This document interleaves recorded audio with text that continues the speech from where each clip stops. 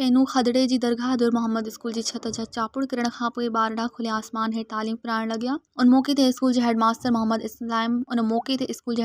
मोहम्मद इस्माइल वरिया मीडिया अॻियां शागिर्दनि सां गॾिजी एहतजाज कंदे चयो त हिन स्कूल जी बिल्डिंग 1990 वारे दौर में ठही हुई, पर नाक़स मटीरियल जे इस्तेमाल करे हिननि बारिशुनि पवण खां पोइ स्कूल जे कमरनि जी छत जा चापुड़ किरी पिया आहिनि। जीअं त हिन स्कूल में हिन वक़्तु 235 शागिर्द दाख़िल आहिनि, जंहिं करे शागिर्दनि खे कॾहिं खुले आसमान हेठि त कॾहिं मस्जिद में वेही त कॾहिं वरी वण जे छांव में तालीम ॾिनी पई वञे। जीअं त ॻोठ पनियूं खदड़े जे रहवासिन अली नवाज़ लाखो, तारिक खदड़े ऐं ॿियनि ते ईओ एजुकेशन ऐं तालीम खाते जे आला ऑफिसरनि खे पुरज़ोर अपील कंदे चयो त ॻोठ पनियूं खदड़े जे एलिमेंट्री स्कूल दरगाह दुर मोहम्मद जी बिल्डिंग ठहिराए असांजे ॿारनि खे कंहिं जानी नुक़सान खां बचाए वञे। वेकेशन हुई, वेकेशन खां मींहं पिया, मींहं पवण खां पोइ शाम जो असर जे टाइम ते हिते माण्हू निमाज़ पढ़ण आया त धमाका थिया त उन्हनि दरवाज़ो खोलियो कोन। मूंखे हिकदमि ॿिए ॾींहुं सुबुह जो घुरायूं, मूं अची ॾिठी त हीअ छित जा यका चापड़ हिते किरी पिया।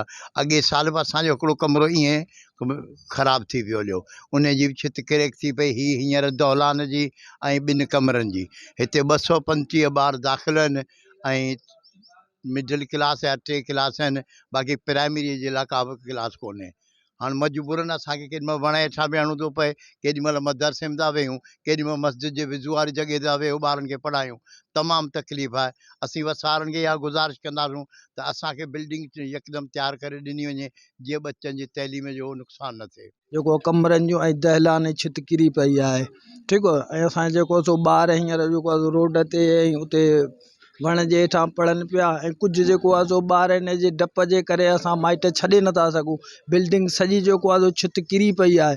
असांजो जेको आहे सो टीओ साहिब खे इल्तिजा त असांखे जल्दी जल्दी इहे जेको आहे सो मरामत कराए ॾे, ऐं जीअं असांजे ॿारनि खे वधीक नुक़सानु न थिए। जेको सॼो कमरा दहलान इहो सॼो छितियूं किरी पियूं आहिनि। असां ॻोठाणा जेको आहे सो हींअर हिते स्कूल में वेठा आहियूं, ॿार आहिनि असांजा ॿार, हिकिड़ो गर्मी, ॿियो रोड ते वेठा आहिनि। हींअर वण जे हेठां तव्हां ॾिसी सघो था। उन जे बावजूद बि कुझु बि थियो असां पंहिंजे हद तां पार थी वेंदा। मज़ीद ख़बरनि ऐं तफ़सीलात लाइ विज़िट कयो असांजी वेबसाइट www.awamiNewsHD.com ऐं ॾिसंदा रहो अवामी न्यूज़ HD।